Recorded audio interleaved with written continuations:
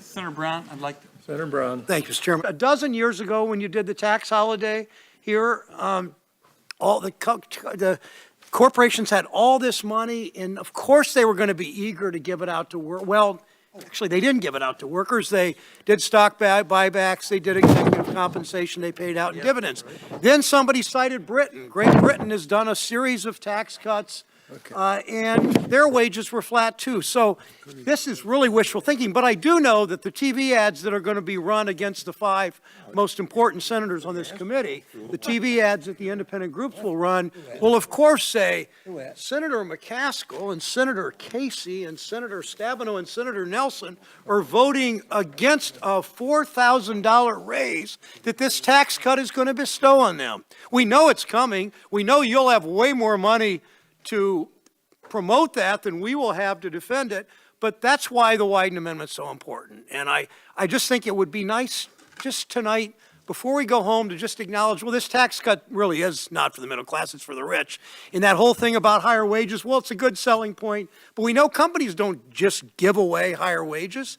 They just don't give away higher wages just because they have more money. Corporations are sitting on a lot of money now. They're sitting on a lot of profits now. I don't see wages going up. So just spare us the bank shots, spare us the sarcasm and the satire, and I'm going to spare it, but I'm going to just say to you that I come from the poor people, and I've been here working my whole stinking career for people who don't have a chance. And I really resent anybody saying that I'm just doing this for the rich. Give me a break. I think you guys overplay that all the time, and it gets old. And frankly, you ought to quit it. Mr. Chairman, the public wait a believes minute. it. I'm not through. Okay. I get kind of sick and tired of it. True, it's a nice political play. Well, Mr. But Chairman, it's not true. with all due respect, I get sick and tired of the richest people Regular in order, this country Mr. Chairman. getting richer and Regular richer order. and richer. Order. And middle, we do a tax Regular cut for order. the rich and middle class Wait a minute, trades. Regular order. And over and over Wait again. just How a many second. times do we do this before we learn this, Mr. Chairman? Listen, I've honored you by allowing you to spout off here. And what you said was not right. That's all I'm saying. I come from the lower middle class originally. We didn't have anything. So don't spew that stuff on me. I get a little tired of that crap. And let me just say something.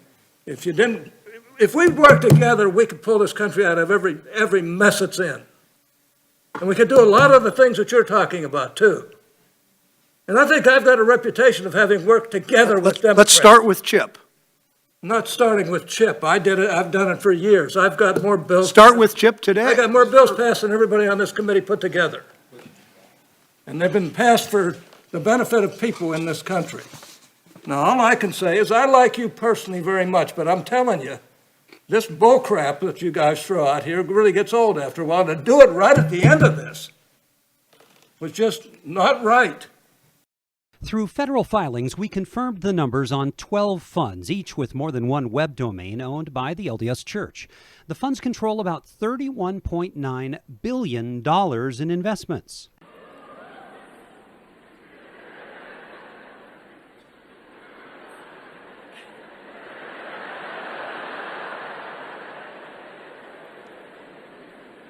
And a major city yet to be determined in Russia. The Church of Jesus Christ of Latter-day Saints and its investment arm will pay a fine totaling $5 million for failing to disclose investment holdings. The Securities and Exchange Commission announced the settlement today. Fox 13 News investigative reporter Nate Carlisle has been following the investigation into church finances. These charges from the SEC accuse the Church of Jesus Christ of Latter-day Saints and its leaders of spending years hiding investments from the public. That includes stocks purchased with tithing. It's difficult to defend the church's conduct here, that they are not above the eyes of the law. Jeff Schwartz teaches securities law at the University of Utah. He can't find another example of investors hiding portfolios for 20 plus years. And it's also important for the general public to understand who owns America's largest companies, who are the biggest shareholders behind Apple, AT&T, Microsoft. The SEC says the obfuscation began in 1997 when the church created Ensign Peak Advisors to manage $7 billion. By 2018, the last year the church was unforthcoming, the portfolio grew to $32 billion. Ensign Peak had 13 shell companies to keep the assets.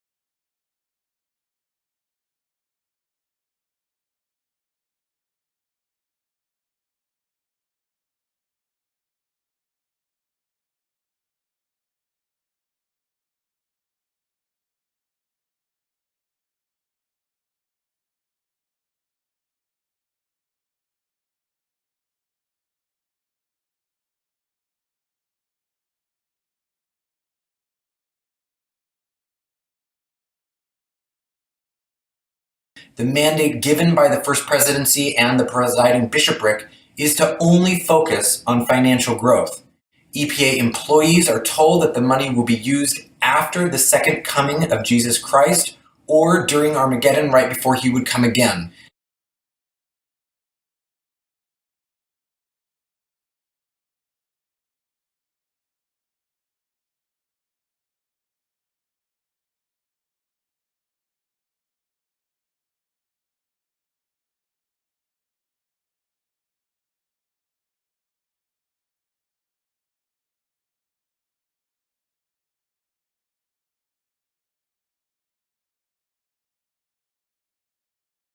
It is clear that the combined income from Ensign Peak Advisors investment returns alone, to say nothing of all the other revenue-producing assets of the Mormon Church, is greater than all the tithing that is contributed by members each year.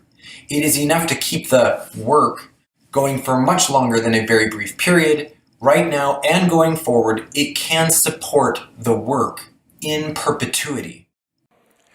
The Lord wants all his children to partake of the eternal blessings available in his temple. He has directed what each person must do to qualify to enter his holy house. All requirements to enter the temple relate to personal holiness. To assess that readiness, each person who wants to enjoy the blessings of the temple will have 2 interviews. First, with a bishop, bishopric counselor, or branch president. Second, with a stake or mission president or one of his counselors. In those interviews, several questions will be asked. Some of those questions have recently been edited for clarity. I would like to review them for you now. Are you a full tithe payer?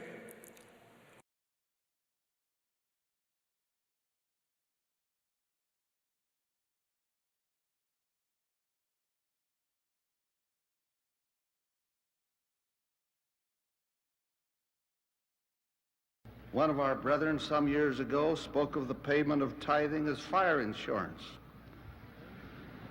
Nonetheless, the word of the Lord is clear that those who do not keep the commandments and observe the laws of God shall be burned at the time of his coming. For that shall be a day of judgment, a day of sifting, a day of separating the good from the evil.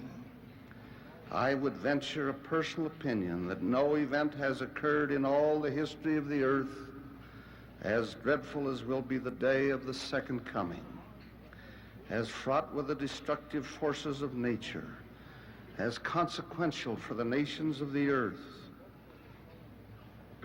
as terrible for the wicked, and as wonderful for the righteous. All church operations consume between $5 and $6 billion per year of tithing. It is officially, finally true that the Mormon Church could tell every member in the world to completely stop paying tithing now and forever, and it could continue to fund every current program in full without drawing down on the reserves. In other words, Ensign Peak Advisors would continue to grow. Brethren and sisters, we will now put you under covenant to obey and keep the law of sacrifice. And as Jesus Christ has laid down his life for the redemption of mankind, so we should covenant to sacrifice all that we possess, even our own lives if necessary, in sustaining and defending the kingdom of God. Each of you bring your right arm to the square. You and each of you solemnly covenant and promise before God, angels, and these witnesses at this altar that you will observe and keep the law of sacrifice as contained in the Holy Scriptures as it has been explained to you. Each of you bow your head and say yes. Yes. Thank you. This is an occasion of great significance for members of the Church of Jesus Christ of Latter-day Saints throughout the world. Dating from October 10th, 1880, when John Taylor was sustained to succeed Brigham Young as prophet, seer, and revelator, and president of the Church of Jesus Christ of Latter-day Saints. Each of these occasions has been designated as a formal, solemn assembly of the body of the Church to express the voice of the Church. We will vote by quorums and groups. We ask members of the First Presidency to please arise. It is proposed that the First Presidency sustain Russell Marion Nelson as prophet, seer, and revelator, and president of the Church of Jesus Christ of Latter-day Saints. Those of the First Presidency in favor, please manifest it.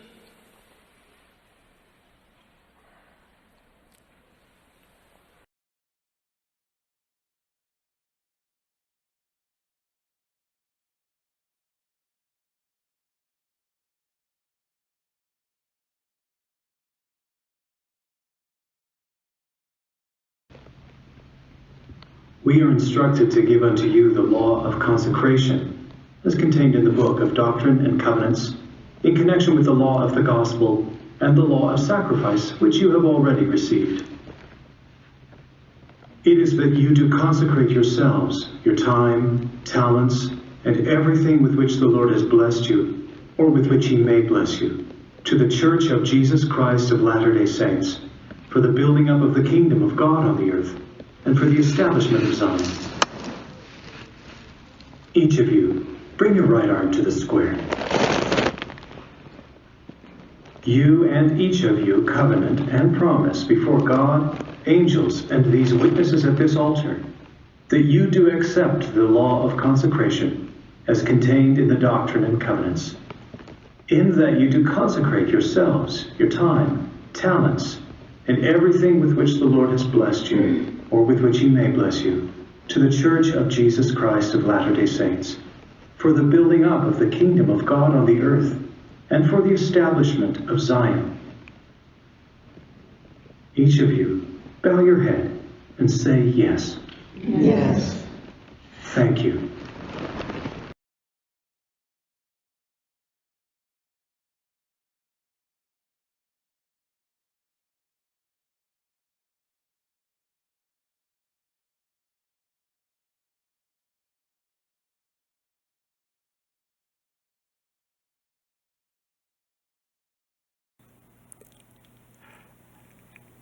And Shanghai, People's Republic of China.